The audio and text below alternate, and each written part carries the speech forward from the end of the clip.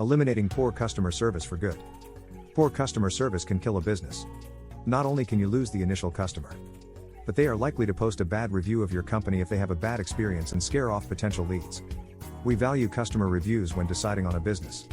It helps weed out the companies that will waste time or are difficult to deal with. There is so much competition out there, customers can be picky. Don't let bad customer service hurt your business. Avoid these bad customer service experiences.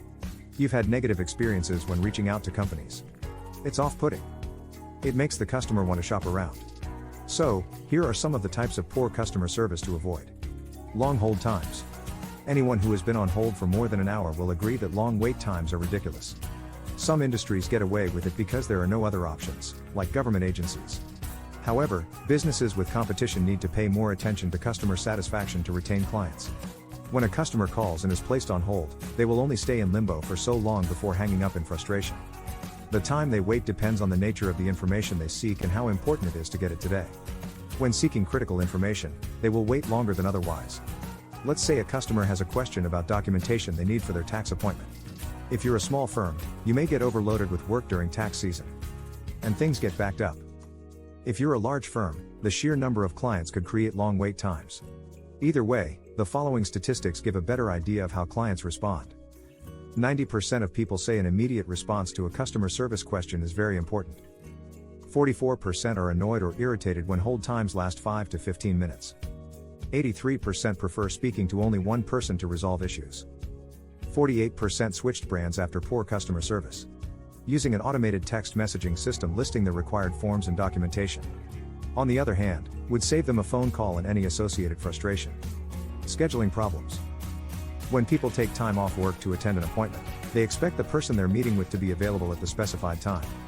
Using an appointment scheduler for small businesses helps ensure you schedule time between appointments in case an appointment runs long, or you need to finish paperwork before moving on to the next client.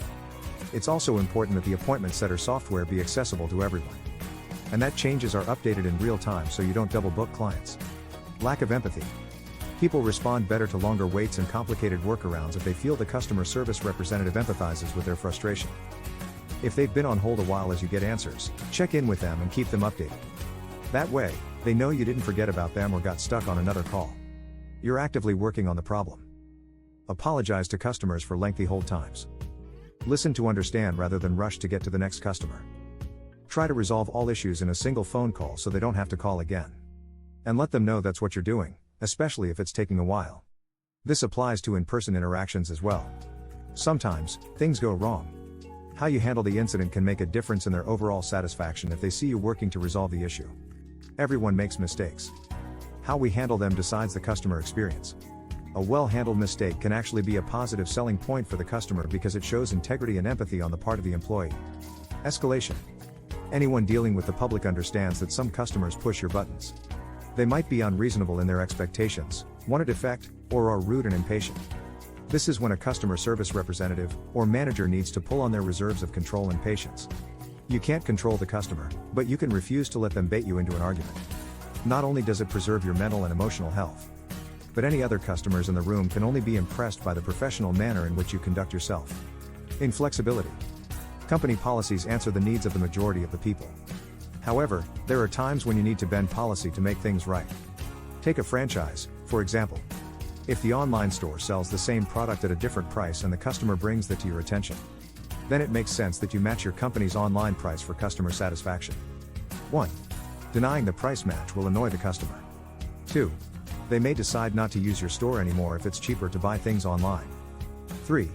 They may go to a competitor because the encounter turned them off the company as a whole. Ultimately, it comes down to the golden rule. Put yourself in your client's shoes and treat them with the same respect you expect from others.